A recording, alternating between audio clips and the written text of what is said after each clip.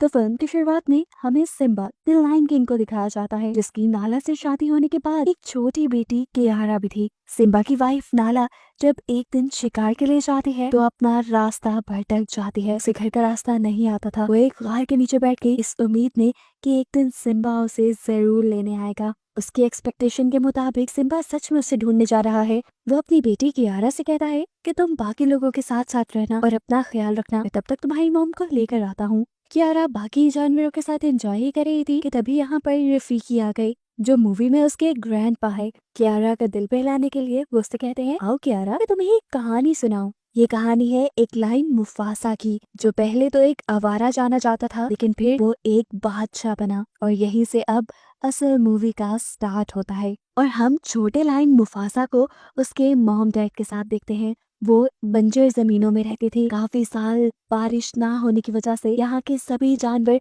बहुत बीमार हो चुके थे। मुफासा अपने मॉम डैड से पूछता है, वो सामने जिन पहाड़ों में से रोशनी आ रही है वो पहाड़ कौन से हैं? उसकी मॉम ने बताया, उस जगह का नाम मिलेल है और एक दिन हम वहाँ जरूर जाएंगे। मैंने सुना है कि वहाँ हर चीज है और वहाँ जानवर बहुत अमन की जिंदगी गुजारते हैं। इनकी इन्हीं बातों के दौरान एक अच्छी चीज ये हुई कि बारिश बरसने लगी, जिसे देखकर सारे ही जानवर खुशी से झूम उठे। वो नहीं जानते थे कि उनकी ये खुशी कब बदनसीबी में बदल जाएगी। बारिश बढ़ते बढ़ते इतनी ज्यादा हो गई कि यहाँ सैलाब आ गया। इस सैलाब में बहुत से जानवर डूबने लगे और मुफासा भी उसी बहते पानी में गिर गया। उसके डैड उसे बचाने के लिए फौरन पानी में कूदे और उसे मुंह से पकड़ते हुए किसी तरह बचा भी लिया। इससे पहले कि वो भी पानी में डूब जाते, वो मुफासा को दूसरे पत्थरों की तरफ फेंक देते हैं, जहाँ से उसकी मॉम उसे अपने पास बुलाने की कोशिश कर रही थी, लेकिन मुफासा को डर लग रहा था। एकदम से बहते पानी के साथ यहाँ पे एक हाथी भी आ गया। हाथी के टकराने की वजह से यहाँ से वो बंद टूट गया, जिसके ऊपर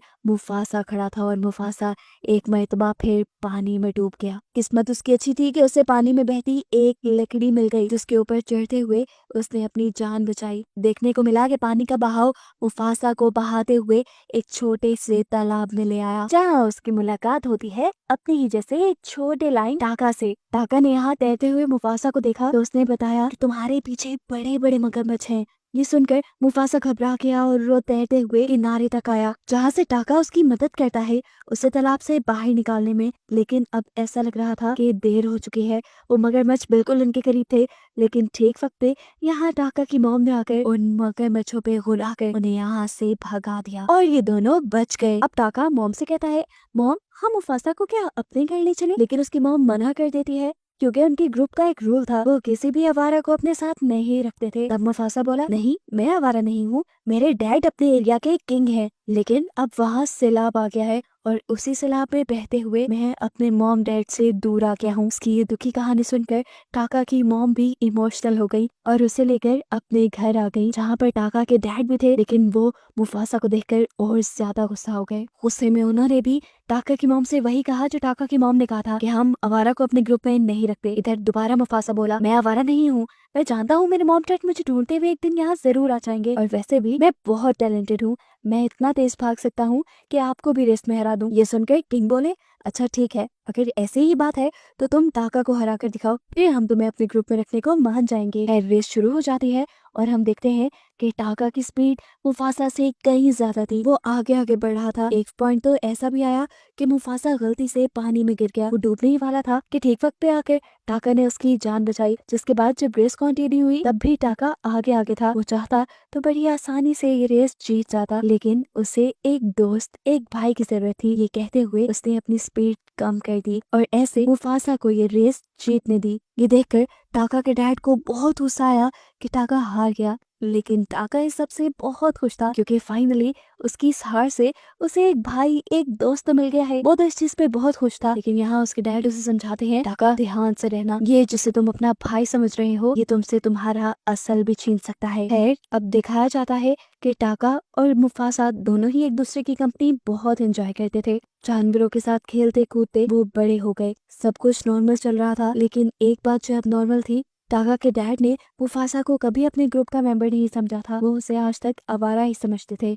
एक दिन देखने को मिला कि मुफासा अपनी मॉम के साथ यानी टाका की मॉम के साथ शिकार पे गया था। टाका चुपके से पीछे खड़ा हुआ था। ये लोग इससे पहले कि हिरन का शिकार करते, इनके सामने एक बहुत बड़ा खतरा आ गया। इनके सामने आ गए सफेद शेर जो इनसे कहीं ज्यादा ताकतवर होते हैं। इन्हें देखकर टाका छुप गया और ये चीज उसके मॉम ने भी नोटिस की। और जब वो सफेद शेर इनके इलाके की हिरणों पे वार करने लगे तो तब टाका की मॉम उनके सामने आ गई। इन दोनों के दरमियान में लड़ाई हो गई और अपनी मॉम को बचाने के लिए मुफासा उन सफेद शेरों से लड़ने लग गया। वो अकेला ही इन दोनों पर भारी पड़ रहा था। यहाँ तक कि उसने तो एक शेर को पकड़कर मार भी डाला। अपने साथी के मरने से दूसरा सफेद शेर कमजोर हो गया और यहाँ से चला गया। जिसके बाद मुफासा अपनी मॉम को लेकर वापस यहाँ आया। यहाँ आकर टाका और मुफासा की मॉम अपने लायन किंग को बताती है कि अगर मुफासा ना होता तो आज मेरी जान ना बचती। मुफासा उतने ताकतवर शेरों के साथ अकेले लड़ा और उसने मेरी जान बचा ली। इस मर्तबा वो पहली बार थी जब किंग ने मुफासा को अच्छे तरीके से बुलाया और कहा कि मैं तुम्हारा एहसानमंद रहूंगा हमेशा, तुमने मेरी वाइफ की जान जो बचाई है। अभी उसने यही बोला कि मुफासा कहने लगा, मुझे हवाओं का रुख बता रहा है कि वो शेर हमसे बदला लेने आ रहे हैं। अगर आप चाहे तो किसी खबरी को वहाँ भेजकर उनकी खबर ले सकते हैं। बादशाह के कहने पर उनका एक खबरी जब सफेद शेरों के झुंड के पास गया तो वहाँ देखने को मिला मुफासा ने जिस शेर को मारा था वो वहाँ के बादशाह का बेटा था और अब बादशाह के अंदर बदले की आग भड़क चुकी थी। मुफासा को तो वो बाद में आकर मारते। जब उन्हें ये पता चला कि दूसरा शेर उनके बेटे को वहाँ अकेला मरने के लिए छोड़ाया था तो उन्होंने सबसे पहले मिलकर उसी शेर को मार डाला। और इस चीज से मुफासा के ग्रुप के शेर को ये बात पता चली कि वो लोग बहुत ही बेरहम और ताकतवर हैं। साथ ही वो अब अपना बदला लेने के लिए भी इनके पास आएंगे। अब मुफासा के ग्रुप का खबरी शेर वापस आया और उसने बादशाह को बताया कि वो शेर बहुत बेरहम बहुत ताकतवर हैं। हम लोग उनका मुकाबला नहीं कर पाएंगे। हमारे 2 शेरों के बराबर हैं उनका एक शेर और वो लोग बहुत तेज भागते हैं। जल्द ही अपना बदला लेने के लिए वो यहाँ पहुँच भी जाएंगे। ये सुनकर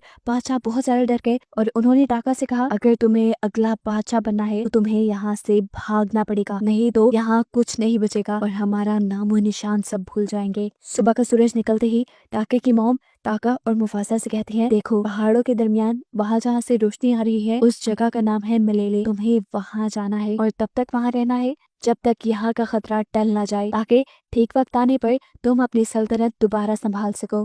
टाका और मुफासा तो यहाँ से निकल गए लेकिन इतने में ही पीछे उन सफेद शेरों का पूरा झुंड भी आ गया और उनके बादशाह ने आकर टाका के डैड से पूछा, बताओ कौन है जिसने मेरे बेटे को मारा था। टाका के डैड ने ऐसी एक्टिंग की कि जैसे वो तो जानते ही ना हो कि क्या हुआ है। इस चीज ने सफेद शेरों के बादशाह को गुस्सा दिलवा दिया। यही उसके बाकी शेर जो यहाँ की तलाशी ले रहे थे उसे पता चल गया कि 2 शेर यहाँ से भागे भी हैं। वो उनका पीछा करने लगे। उनकी स्पीड इतनी तेज थी कि जल्द ही वो टाका और मुफासा के करीब पहुंच गए। उन्हें करीब देखते हुए मुफासा ने टाका से बोला, टाका हमें यहाँ रुक कर लड़ना चाहिए, भागना बहादुरी नहीं है। लेकिन वो ज्यादा थे और मुफासा और टाका 2, इसीलिए टाका ने कहा कि हमें भाग जाना चाहिए। इनकी इन्हीं बातों के दौरान वो सफेद शेर बिल्कुल इनके पास भी आ गए और इनसे आके उन्होंने सवाल किया, बताओ किसने मारा था हमारे नवाब को। उन्हें देखते ही मुफासा ने बिना डरे उन्हें कहा, मैं था जिसने मारा। लेकिन उन्होंने मुफासा की बात पे यकीन नहीं किया क्योंकि वो टाका को सूंघ चुके थे। टाका के खून से बादशाह के खून की स्मेल आ रही थी और उन्हें लगा कि टाका ने ही जरूर उनके नवाब को मारा होगा। हालांकि मुफासा कहता भी रहा कि नहीं, टाका को छोड़ दो, सब गलती मेरी है। लेकिन वो अब टाका के पीछे पड़ चुके थे। ऐसे में टाका मुफासा को लेकर भागा और पहाड़ी के आखिरी किनारे पे आ गया जिसके नीचे अब पानी ही पानी था। इससे पहले कि ये सफेद शेर उन्हें पकड़ते या कुछ करते, टाका मुफासा को लेकर पानी में जंप कर देता है। पानी का बहाव इन्हें एक मैदान तक ले आया। पानी से तो अब टाका और मुफासा बाहर निकल आए लेकिन रात होने पे उन्हें बहुत ज्यादा भूख लग चुकी थी। ये लोग खाने की तलाश में घूम रहे थे। तभी उन्हें जंगलों में से किसी की स्मेल आई। उनको लगा कि ये उन्हीं जैसा कोई शेर है। पास जाने पे पता चला कि ये एक शेरनी थी जिसका नाम था सराबी, जो इन्हें देखकर सुख का सांस लेती है और इन्हें बताते हैं कि हर जगह उन सफेद शेरों का डर बैठा हुआ है। उन्होंने मेरे भी पूरे ग्रुप को मार डाला और बस मैं ही जिंदा बची हूँ। यहाँ पर हम शाजू नाम के एक छोटे से बर्ड को भी देखते हैं जो सराबी का था। सराबी के लिए ये बर्ड जासूसी का काम करता है और सफेद शेरों के आने से पहले ही उसे छुपने का कहता है। एक तरह का वो उसका बॉडीगार्ड है। हमें पता चला कि सराबी भी मलेले जाना चाहती है जहाँ पर टाका और मुफासा जाना चाहते हैं अपनी हिफाजत के लिए। इसीलिए ये अपना आगे का सफर एक साथ कंटिन्यू करने का डिसाइड करते हैं। थोड़ा आगे जाने पर इन्हें खाने की खुशबू आई। खाने की क्या, ये तो बंदरों की खुशबू थी जिन्हें ये मार खाते थे। इन्हीं बंदरों के अंदर पहली मर्तबा मुफासा को मिला रफीकी। इस टाइम उसकी उम्र काफी कम है। रफीकी को उसके जैसे बंदर बिल्कुल पसंद नहीं करते, वो उसे अपने झुंड से निकाल चुके हैं। ऐसे में ही वो मिला है इन तीनों से। इससे पहले कि ये लोग रफीकी का शिकार करके उसे खा जाते, रफीकी उसे बताता है कि मुझे मलेले का रास्ता आता है। ये बात सुनकर वो तीनों हैरान हो गए। मुफासा ने कहा, सच बताओ? तो रफीकी ने कहा, हाँ, मैं पहले वहीं रहता था और अब मैं दोबारा मलेले ही जा रहा हूँ क्योंकि वहाँ पर मेरा भाई रहता है। भाई वाली बात तो झूठ थी, लेकिन हाँ, उसे मलेले का रास्ता आता था, ये बात सच थी। खैर, ये बात जानकर कि रफीकी को मलेरे का रास्ता आता है, ये लोग उसे खाने का इरादा छोड़ देते हैं और उसे अपने ग्रुप में शामिल कर लेते हैं ताकि वो उन्हें आसानी से मलेले तक पहुंचा दे। सफर करते करते सुबह हो जाती है और सराबी हवाओं के रुख से पता चलाती है कि वो सफेद शेर अभी भी उनका पीछा कर रहे हैं। सराबी को लगता है कि वो सफेद शेर इनकी नस्ल को खत्म करना चाहते हैं। सराबी इन्हें यहाँ पे रेस्ट करने से मना करती है और ये लोग सफर कंटिन्यू रखते हैं। रास्ते में टाका मुफासा को बताता है कि मुझे सराबी अच्छी लगने लगी है और मुफासा यहाँ पर उसे इम्प्रेस करने के तरीके बताता है। मुफासा उसे कहता है कि मुझे सराबी के जिस्म से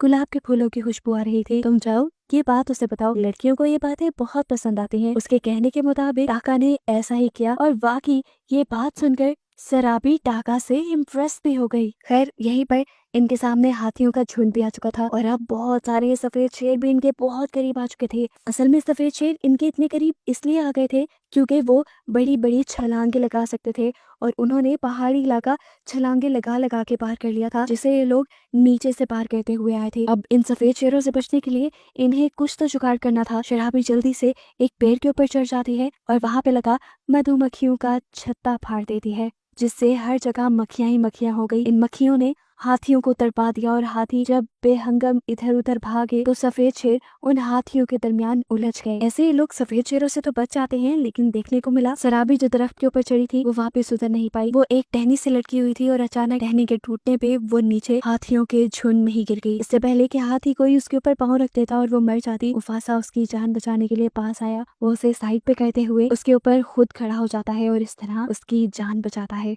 यहाँ देखने को मिला कि हाथियों का जो झुंड यहाँ पहाड़ों पे भाग रहा था, उनके तेज भागने की वजह से पहाड़ों पे बनी हुई ये चट्टानों के मीनार टूटने लगे और रास्ता वो बंद हो गया जहाँ से सफेद शेर इनके करीब आ सकते थे। सफेद शेरों का तो खतरा शुक्र करो टला, लेकिन अब सराबी बेहोश थी। रफीकी फौरन सराबी के पास आया और उसकी गर्दन की कुछ नसें दबाते हुए उसे होश में लेकर आया। सराबी उठते ही ये सवाल करती है, मेरी जान किसने बचाई? और फौरन बिना हिचकिचाए मुफासा झूठ बोल देता है कि तुम्हारी जान टाका ने बचाई। वो चाहता था कि सराबी टाका से इम्प्रेस हो जाए। मुफासा के इस झूठ से तो टाका खुद हैरान था। सराबी बाहर आकर टाका को थैंक्स कहती है। रफीकी, जिसने सब सच देखा था, जो सब जानता था, उसके दिल में मुफासा के लिए इज्जत बहुत ज्यादा बढ़ गई क्योंकि उसने देखा था मुफासा बहुत ज्यादा बहादुर होने के साथ बहुत बड़े दिल का भी मालिक था। वो अपने भाई के लिए एक ढाल बना हुआ था। ये लोग अपना सफर अब आगे कंटिन्यू करते हैं और बर्फीले पहाड़ों के पास पहुंच जाते हैं, जिन्हें पार करके ये लोग बस मलेले पहुंच ही जाते। रोशनी इन्हें अपनी बहुत करीब दिखाई दे रही थी। ये लोग आगे बढ़ते जा रहे थे, लेकिन प्रॉब्लम ये थी कि जैसे जैसे ये आगे बढ़ रहे थे, बर्फ में इनके पैरों के निशान बैठ रहे थे।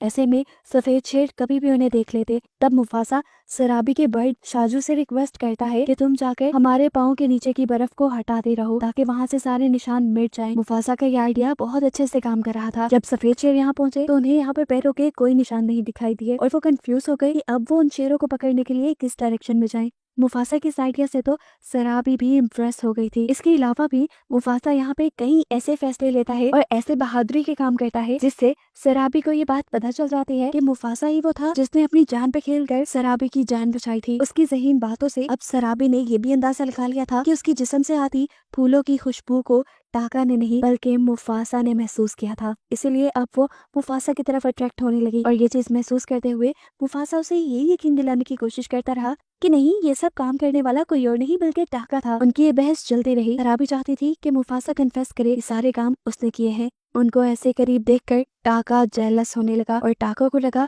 कि मुफासा उसके साथ गद्दारी कर रहा है। उसे अब अपने डैड की वो बात याद आने लगी जब उन्होंने कहा था कि एक दिन आएगा जब ये मुफासा तुम्हारा सब कुछ ले उड़ेगा। अपने गुस्से में टाका को और कुछ नहीं सूझता उल्टा वो अब सफेद शेरों के पास चला जाता है और वहां जाकर उससे कहता है, तुम जानते हो वो कौन था जिसने तुम्हारे बेटे को मारा? वो मैं नहीं, वो मुफासा ही था। मेरी रगों में बादशाह का खून जरूर है, लेकिन तुम्हारे बेटे का खून मुफासा ने किया है और मुफासा को पकड़ने में मैं तुम्हारी मदद करूंगा, क्योंकि मुफासा से मैंने भी अपने कई बदले लेने हैं। टाका उससे कहता है, हम लोग मलेले की तरफ जा रहे हैं, अगर तुम चाहो तो मेरे पैरों के निशानों का पीछा करते करते हमारे पीछे आ जाओ, वहाँ तुम्हें मुफासा मिल जाएगा और तुम उसे मार देना। रात के अंधेरे में टाका ये जो जाल अपने भाई के लिए बचा चुका था, मुफासा इसके बारे में नहीं जानता था। रातों रात टाका वापिस आ गया और सुबह होने पे इन्होंने अपना सफर शुरू कर दिया और पहाड़ी को पार करते हुए फाइनली ये लोग मलेले पहुंच भी गए।